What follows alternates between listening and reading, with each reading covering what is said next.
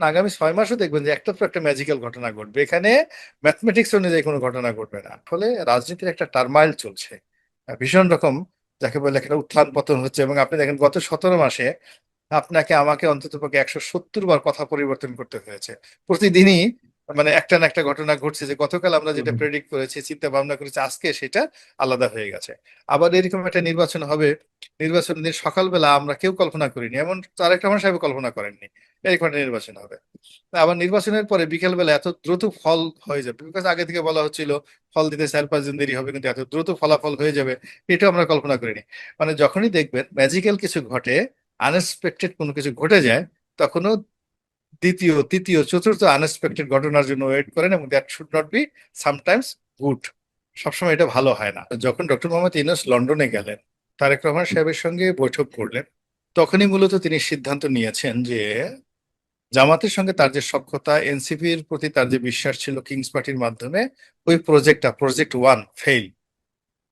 ফলে তাকে নিরাপদ একটা আশ্রয়ের জন্য, সেফ এক্সিটের জন্য তাকে বিএনপির সঙ্গে সমঝোতা করতে হয়েছে। আর বিএনপি কেও এই ক্ষমতাটা গ্রহণ করার জন্য যা যা স্যাক্রিফাইস করার দরকার, শেষ দিন পর্যন্ত সেই স্যাক্রিফাইস তারা করেছে। আমার কাছে মনে হয়েছে তারা সবাই সেফ এক্সিট পেয়ে যাবে, এবং এই চুক্তি করেই, এই সমঝোতার মাধ্যমে আসলে এই নির্বাচন হওয়া, বিএনপির আশা, তারা সবাই হুম। সেফ এক্সিট পাবে। আন্তর্জাতিক প্রিয় দর্শক মানচিত্র নিয়মিত আয়োজন কথোপকথনের অনেক আশঙ্কা সত্ত্বেও, অনেক ধরনের সন্দেহ সংশয় থাকা সত্ত্বেও নির্বাচন হয়েছে, কিন্তু এই নির্বাচনের কৃতিত্ব কার? আমাদের মতো অনেকেই বলছিলেন যে নির্বাচন হবে না, হলেও সুষ্ঠু হবে না।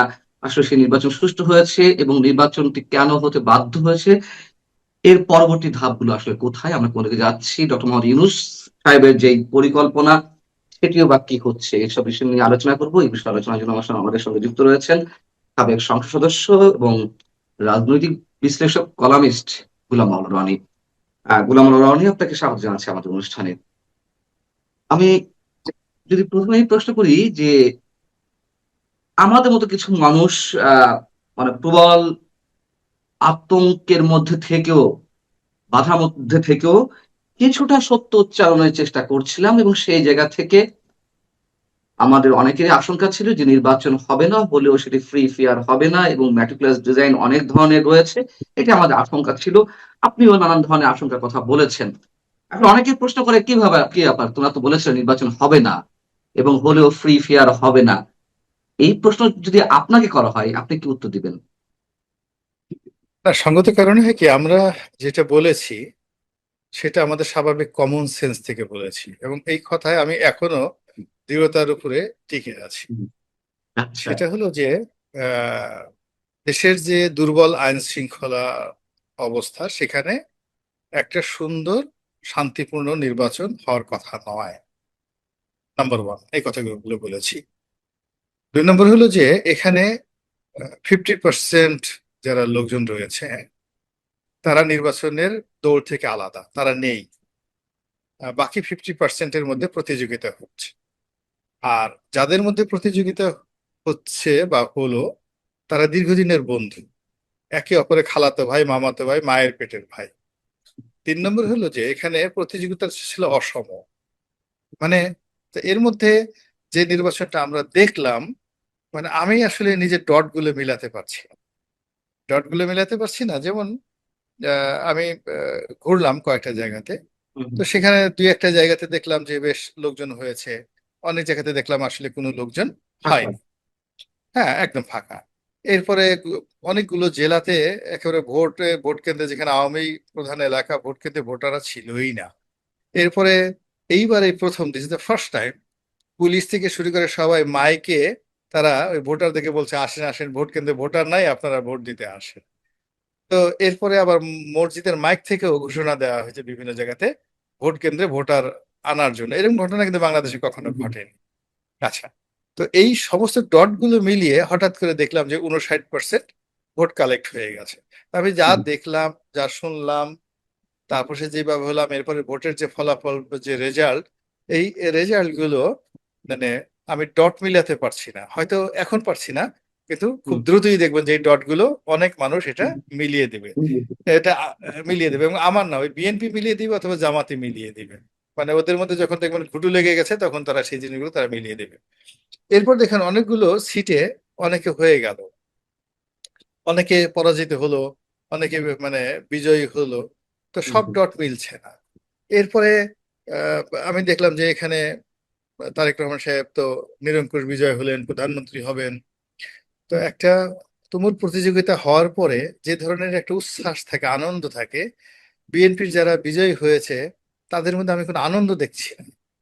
No smiling face. আমি তারেক রহমান সাহেবের সাথে দেখা করতে আসছি নেতারা বা মির্জা ফখরুল সাহেব ফুল নিয়ে গেছেন, তো আমি উনি পাজামা পাঞ্জাবি পরে, এই প্রথম আমি ওনার পাজামা পাঞ্জাবি দেখলাম, পরে উনি তাদের সাথে কথাবার্তা বলছেন, বাট বডি ল্যাঙ্গুয়েজে বিজয়ীর যে একটা অভিব্যক্তি থাকে, একটা যে তৃপ্তি থাকে, একটা সুখ থাকে, একটা হুম। সৌন্দর্য থাকে, আমি এটা ওনার মধ্যে দেখিনি। আবার কারণটা কি আপনাদের কি মনে হয়, কারণটা কি? না না, এখানে মূল ব্যাপার হলো উনি তো নিজে বুঝেন যে উনার সাথে আসলে প্রতিযোগিতা করার জন্য আওয়ামী লীগের সাথে প্রতিযোগিতাটা করলে উনি যদি দৌড়ে ফার্স্ট হতেন, তো সেটা তার একটা মনে হতো আমি বিজয়ী হয়েছি। আর এখন তো কেউ বলবে যে ডক্টর মোহাম্মদ ইউনূসের সঙ্গে তিনি পরামর্শ করে লন্ডনের যে বৈঠক, সেই বৈঠক অনুযায়ী বাংলাদেশে আসছেন, এটা সমঝোতার মাধ্যমে আসছেন। তারপরে শেষে ভারতের পক্ষ থেকে হয়তো কোনো গ্রিন সিগন্যাল দেওয়া হয়েছে, এই জন্য তিনি আসছেন, ইত্যাদি ইত্যাদি নানা রকম কথা। কিন্তু যদি সব পক্ষগুলো থাকতো, ঠিক সেম জিনিসটাই যদি কূটনীতিক অঙ্গলে হতো, মানে তিনি সবার সাথে নেগোসিয়েশন করেছেন, কিন্তু প্রতিযোগিতাটা যদি যোগ্য লোকের সাথে হতো, তাহলে তার অভিব্যক্তিতে আমার কাছে মনে হচ্ছে সুন্দর দেখা যেত। অন্যদিকে যারা পরাজিত হয়েছে তাদেরকে দেখে মনে হয় না তারা পরাজিত হয়েছে, তারা বিজয়ীর মতো ভাবসাব করছে। আমি দেখলাম যে জামাতের আমির নাহিদ ইসলাম বা তারা যে ভাষায় কথাবার্তা বলছে বা হুম। যে ধরনের এই করছে, শুধুমাত্র যে সার্জিস বা দুই একজন প্রার্থী যারা আছে যাদের এলাকায় ভোটারদেরকে মারধর করা হচ্ছে, তাদের সমর্থকদেরকে, তো এরকম ছাড়া বেশিরভাগ ক্ষেত্রে দেখলাম যে যারা পরাজিত হয়েছে কিন্তু তারা মনে করছে যে তারা বিজয়ী হয়েছে এবং খুব দ্রুত আরো বিজয়ী হবে। নির্বাচনে যে সার্বিক চিত্র দেখেছেন এবং আপনি যেভাবে ব্যাখ্যা করলেন, তাতে কি একটু অস্বাভাবিক মনে হয়েছে এই ফলাফল অথবা এই নির্বাচনী প্রক্রিয়া, নাকি এটা স্বাভাবিক বা সুন্দর নির্বাচন? না আমার, না না, আমার কাছে প্রথমত নির্বাচনের যে পরিবেশটা, এটা সবচেয়ে সুন্দর হয়েছে।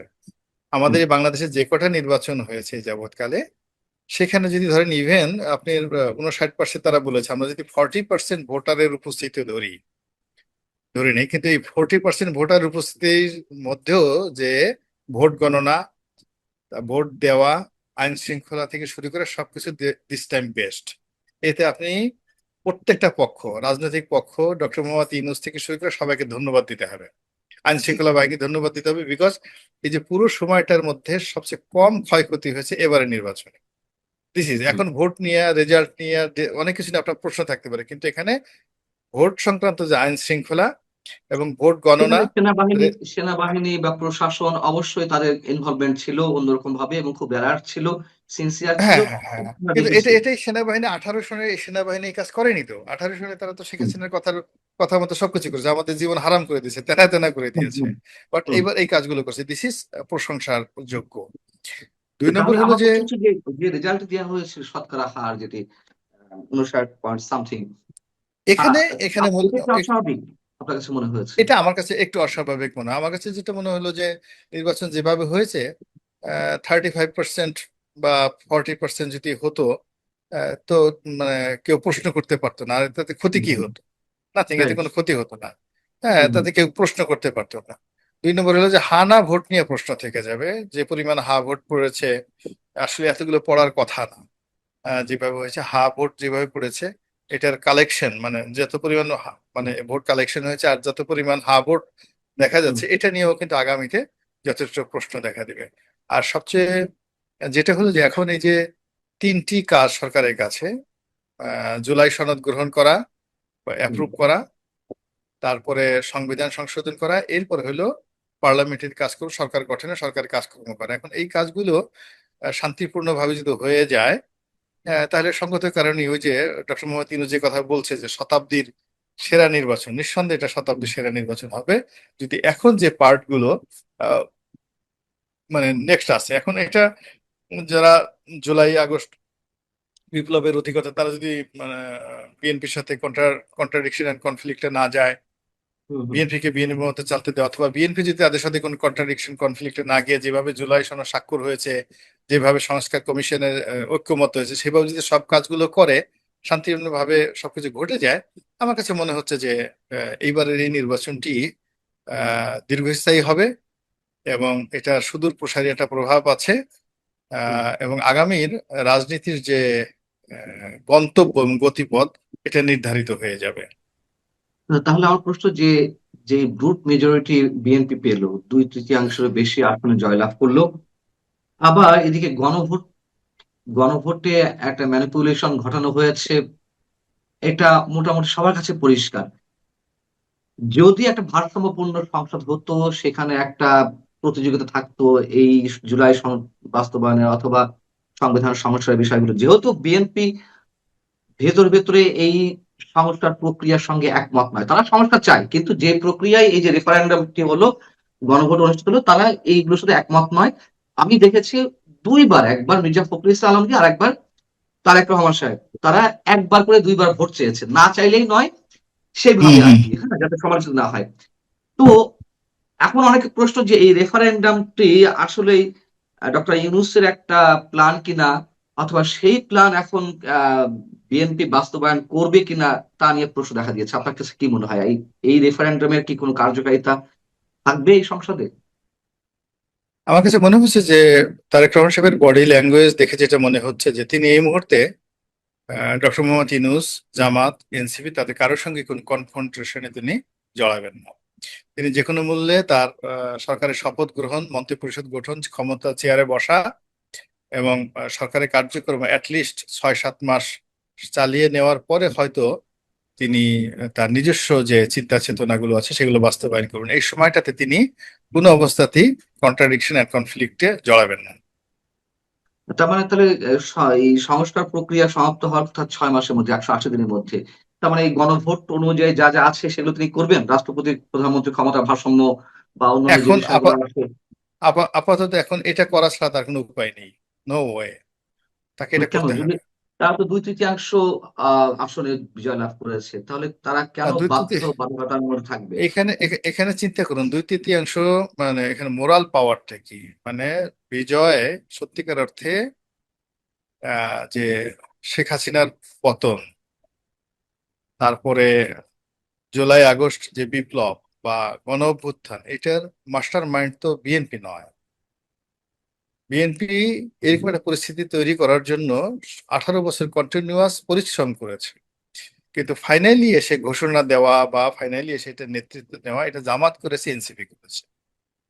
তো কাজেই এই বাংলাদেশে হঠাৎ করে এই মুহূর্তে এত দ্রুত সে একেবারে নির্বাচনে জয়লাভ করার সঙ্গে সঙ্গেই জামাত এবং এনসিপি কে চ্যালেঞ্জ করে তার মানে নিজস্ব মতামত কি করবেন, এটা হয় না, এটা তিনি পারবেন না, এটা সম্ভব নয় এখনো পর্যন্ত। মানে জামাত এবং এনসিপির একটা ক্ষমতা রয়ে গেছে এবং এটা নির্দিষ্ট সময় পর্যন্ত এটা থাকবে এবং ধীরে ধীরে মানে ওনার সাথে তো অনেক বুদ্ধি আছে। মানে উনি ধীরে ধীরে ধীরে ধীরে দেখবেন যে আস্তে আস্তে যে জায়গাগুলো জামাত অকুপাই করে আছে, যেমন ঢাকা বিশ্ববিদ্যালয়ের ভাইস চ্যান্সেলর চলে যেতে যাচ্ছে, ঢাকা হুম। বিশ্ববিদ্যালয় ক্যাম্পাসে এখন জামাত বিরোধী, রাজাকার বিরোধী স্লোগান হচ্ছে। তো এই জিনিসগুলো আস্তে আস্তে আস্তে আস্তে আস্তে ঘটতে থাকবে ক্যাম্পাস গুলোতে। হ্যাঁ, ঘটার পরে একটা সময় উনি যখন বুঝবে যে ওনার পায়ের তলায় মাটি আছে, তখন ওনার একটা ব্রুট মেজরিটি আছে, হোয়াট এভার মেবি, এখন যা কিছু হোক না কেন এটা আবার পরবর্তীতে উনি চ্যালেঞ্জ, ওটা আবার উনি বাদ দিয়ে দিতে পারবেন। এটা তো ওনার জন্য কোনো সমস্যা না, উনি তো সংবিধান সংশোধন করতে পারবেন যে কোনো সময়। তো কাজেই এখন এই অবস্থাতে একেবারে শিশু একটা গণতন্ত্র, শিশু মানে একটা সরকার, সে রাতারাতি এখন কোনো ঝুঁকির মধ্যে জড়াবেন না, এটি স্বাভাবিক বিষয় আমার কাছে মনে হচ্ছে।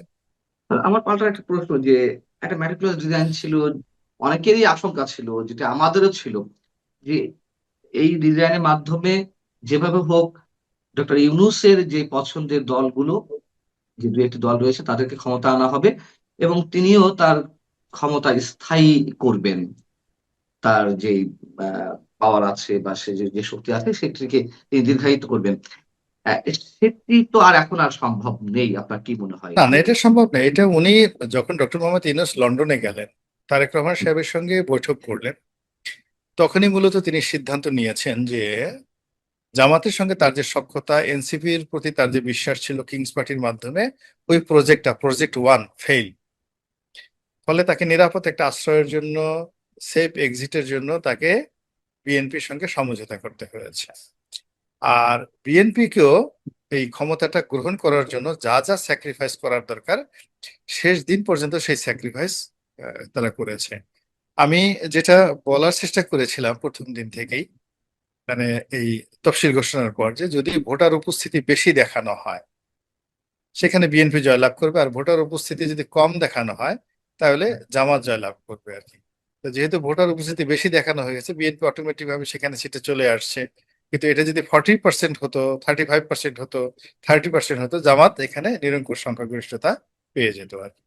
তো এই জিনিসগুলো এখনই কোনো কিছু বলা যাচ্ছে না। ইফ দেয়ার ইজ সামথিং, একটা জিনিস বোঝার চেষ্টা করেন যে আমরা খালি সবসময় ডক্টর ইউনূসের বিরুদ্ধে বলবো, বা জামাতের বিরুদ্ধে বলবো, বা বর্তমান তারেক রহমান সাহেবের বিরুদ্ধে বলবো, কিন্তু একটা জিনিস আমাদের স্মরণ করতে হবে যে শেখ হাসিনার জমানাতে যে 15 বছরের দুর্বিষহ স্মৃতি, এটা বহু মানুষকে এখনো কিন্তু ভোগাচ্ছে। এখনো আওয়ামী লীগকে মানে সামাজিক ভাবে গ্রহণ করার মতো, আমরা মুক্তিযুদ্ধের ব্যাপারে যথেষ্ট যাকে বলে শ্রদ্ধাশীল, আমরা আহ বঙ্গবন্ধুর ব্যাপারে যথেষ্ট আবেগপ্রবণ, এমনকি শেখ হাসিনার ব্যাপারে অনেক দুর্বলতা আছে। কিন্তু can you tell good thing about Bahauddin Nasim? Can you good thing about Obaidul Quader? আপনি কি এই ঢাকা শহরে আপনি জাহাঙ্গীর কবির নানকে মোহাম্মদপুরে ঘুরতে দিবেন বলেন? তার সাহস হবে? এইভাবে আওয়ামী লীগের যে 300 সংসদ সদস্য আছে, হাতে গোনা 10-12 জন ছাড়া তার নির্বাচনী এলাকায় নিশ্চিন্তে সরকার শত চেষ্টা তারেক রহমান সাহেব বললেও আসতে পারবে না। এই যে মোরাল যে শক্তিটা, সেই শক্তিটা তাদের নেই। আর অন্যদিকে আওয়ামী লীগের নেতাকর্মী ছাড়া বাকি যারা লোকজন আছে, তাদের এখনো পর্যন্ত আওয়ামী লীগের প্রতি তাদের যে ক্রোধ, ছাত্রলীগের প্রতি তাদের যে মাস্তানি এবং চাঁদাবাজির প্রতি তাদের যে ক্রোধ, এই ক্রোধটা থামেনি। আবার অন্যদিকে ধরেন বিকল্প কোনো ব্যবস্থা না থাকার কারণে কি হয়েছে, তারা বিএনপিকে ভোট দিয়েছে, কিন্তু বিএনপি যে সমস্ত লোকজন চাঁদাবাজি করেছে বা করে যাচ্ছে, এটাও কিন্তু জনগণ মানবে না। ফলে রাজনীতির একটা টারমাইল চলছে, ভীষণ রকম যাকে বলে একটা উত্থান পতন হচ্ছে। এবং আপনি দেখেন গত 17 মাসে আপনাকে আমাকে অন্ততপক্ষে 170 বার কথা পরিবর্তন করতে হয়েছে প্রতিদিনই। মানে একটা না একটা ঘটনা ঘটছে, যে গতকাল আমরা যেটা প্রেডিক্ট করেছি, চিন্তা ভাবনা করেছি, আজকে সেটা আলাদা হয়ে গেছে। আবার এরকম একটা নির্বাচন হবে, নির্বাচন দিন সকালবেলা আমরা কেউ কল্পনা করিনি, এমন তারেক রহমান সাহেব কল্পনা করেননি এরকম একটা নির্বাচন হবে। আবার নির্বাচনের পরে বিকেলবেলা এত দ্রুত ফল হয়ে যাবে, বিকজ আগে থেকে বলা হচ্ছিল ফল দিতে 4-5 দিন দেরি হবে, কিন্তু এত দ্রুত ফলাফল হয়ে যাবে এটা আমরা কল্পনা করিনি। মানে যখনই দেখবেন ম্যাজিক্যাল কিছু ঘটে, আনএক্সপেক্টেড কোনো কিছু ঘটে যায়, তখনও দ্বিতীয়, তৃতীয়, চতুর্থ আনএক্সপেক্টেড ঘটনার জন্য ওয়েট করেন, এবং that should not be sometimes good. সবসময় এটা ভালো হয় না। এর কারণে যে আমরা এই যাবৎ এখন পর্যন্ত যা কিছু ঘটছে, একটার পর একটা ম্যাজিক্যাল ঘটনা ঘটে যাচ্ছে চিন্তা চেতনার বাইরে। এভরিথিং, সবকিছু চিন্তা, কোথা থেকে আলী রিয়াজ আসলো আমরা তো চিন্তা করি নাই, কোথা থেকে মনির হায়দার চলে আসলো আমরা তো চিন্তা করিনি। তো এই যে জিনিসগুলো ঘটে যাইতেছে, হঠাৎ করে তারেক রহমান চলে আসবেন, উনি ঘোষণা দিলেন, এর আগে বললেন যে আমার বাংলাদেশে আসাটা মানে আমার একক ইচ্ছার উপর নির্ভর করে না, তার মা অসুস্থ, কথা নাই বার্তা নাই, আবার তার হঠাৎ সবকিছু তার ইচ্ছার মতো হয়ে গেলো, তিনি বাংলাদেশে আসলেন। যেমন এমন ভাবে আসলেন, তার যে বাংলাদেশে আসতে ন্যূনতম কোনো সমস্যা ছিল এটা বুঝতেই আমরা পারি নাই। এবং সে যেভাবে ঘোরাফেরা করতেছে অ্যাজ ইট ইজ, সবকিছু নর্মাল। তো এতকাল উনি যেহেতু কেন ম্যাজিক্যাল আসেনি? সবকিছু যেহেতু ম্যাজিক্যাল সবকিছু ঘটছে, এক ধরনের অস্থিরতা, একের পর এক আনএক্সপেক্টেড হ্যাঁ, ইভেন্ট তাহলে আমাদের সামনে সামনে চলে আসছে। সামনে সামনেও এই যে এখন আগামী 6 মাসও দেখবেন যে একটার পর একটা ম্যাজিক্যাল ঘটনা ঘটবে এখানে। ম্যাথমেটিক্স অনুযায়ী কোনো ঘটনা ঘটবে না। আচ্ছা, ম্যাথমেটিক্স অনুযায়ী যদি তাহলে ঘটনা ঘটতো তাহলে তাহলে ম্যাথমেটিক্স অথবা ম্যাজিক্যাল জায়গা থেকে আওয়ামী লীগের ক্ষেত্রে কি বলবেন? আওয়ামী লীগের লোকজন না। ভোট দিয়েছে একাংশ বিএনপি কে, কিছু অংশ বা জামাতে গেছে, সে প্রশ্ন যাক।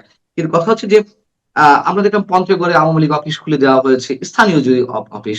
আবার পটুয়াখালীতে আপনার এলাকার আশেপাশে সেখানেও একটি আওয়ামী লীগ অফিস খুলে দেওয়া হয়েছে।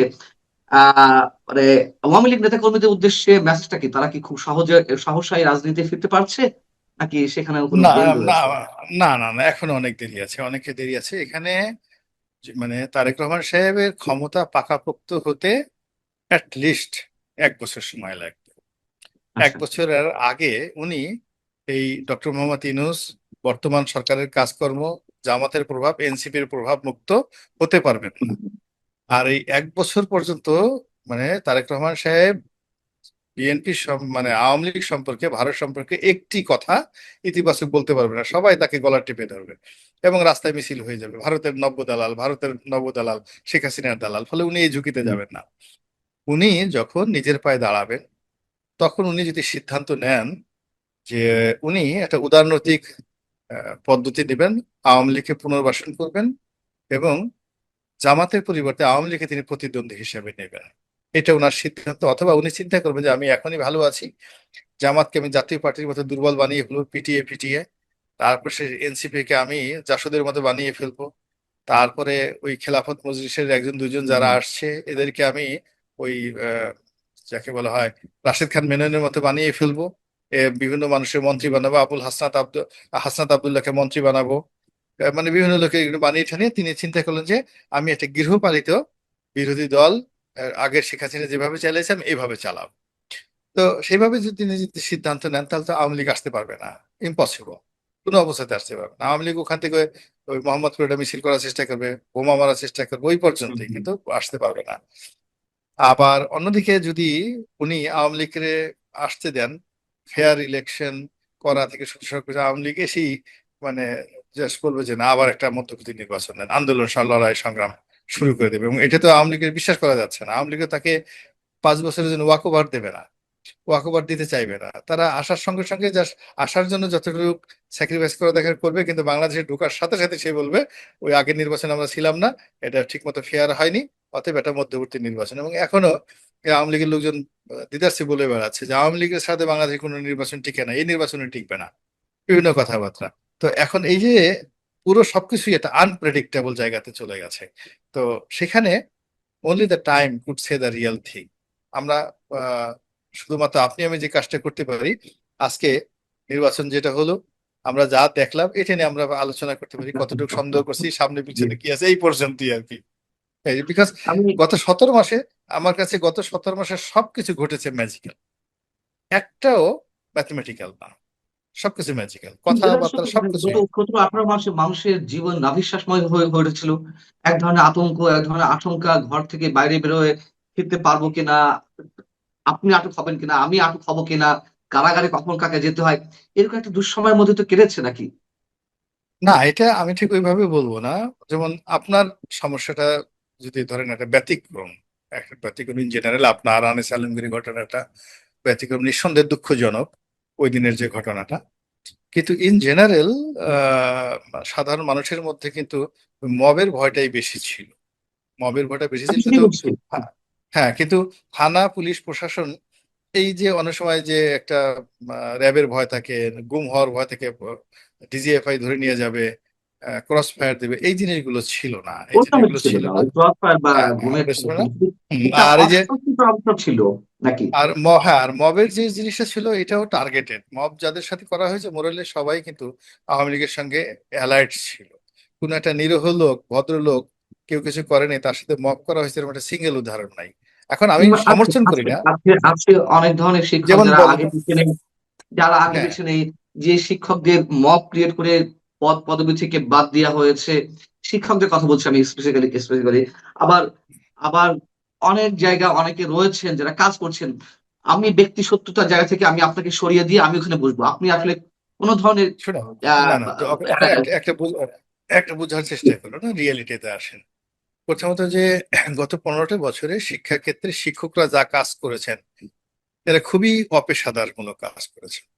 তা ধরুন মব হয়েছে 10 জন শিক্ষকের বিরুদ্ধে, কথায় কথায়, যেটা জেনুইনলি, উদাহরণ দিলাম যে জেনুইনলি 10 জন শিক্ষককে, তাদেরকে উচিত ছিল আসলে মানে তারা শিক্ষক সুলভ আচরণ করেনি।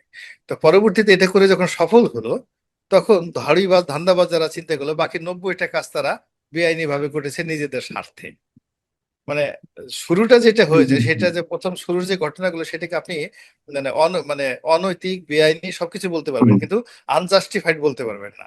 হ্যাঁ, এটাকে শরিয়াতি বিচার বলতে পারবেন, কিন্তু ওটাকে ব্যবহার করে, মানে ওই 10টা ঘটনাকে ব্যবহার করে বাকি যে 90টা ঘটনা ঘটানো হয়েছে, সেক্ষেত্রে অনেক নিরীহ মানুষ কেবলই মাত্র দেখা গেল তার প্রতিদ্বন্দ্বী তাকে পারছে না, তাকে সরানোর জন্য এই কাজগুলো হয়েছে। এই কারণেই তো আমরা ডক্টর মোহাম্মদ ইউনূসকে এত বদনাম করছি, যে ঠিক আছে আমি একটা আমি সেই বিপ্লব জায়গাটা হয়েছে। ডিল হ্যাঁ, করতে হ্যাঁ, আসি। ওটা বলছি। আমি শেষ প্রশ্ন করতে চাই আপনার কাছে। ডক্টর মোহাম্মদ ইউনূস প্রসঙ্গ শেষ পর্যায়ে আবার এলো এবং তার উপদেষ্টা পরিষদের বিরুদ্ধে অনেক ধরনের অভিযোগ রয়েছে, দুর্নীতি থেকে শুরু করে ক্ষমতার অপব্যবহার। আহ তাদের বিষয়ে বিএনপি সরকারের কোনো সিদ্ধান্ত থাকবে কিনা, অথবা সত্যি সত্যি তারা সেফ এক্সিট পেয়ে যাচ্ছে কিনা, অথবা আমরা শ্রীলঙ্কার মতন বা আওয়ামী লীগের মতন অন্য কিছু দেখবো কিনা? আমি 1 মিনিট একটু জানতে চাই আপনার শেষ পর্যায়ে।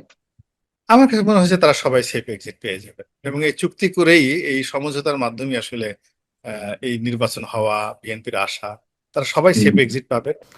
অনেক অনেক ধন্যবাদ গুলাম মাওলা রনি আপনাকে আমাদের সঙ্গে যুক্ত থাকার জন্য। দর্শক, আপনাদেরকেও শুভেচ্ছা, ভালো থাকুন।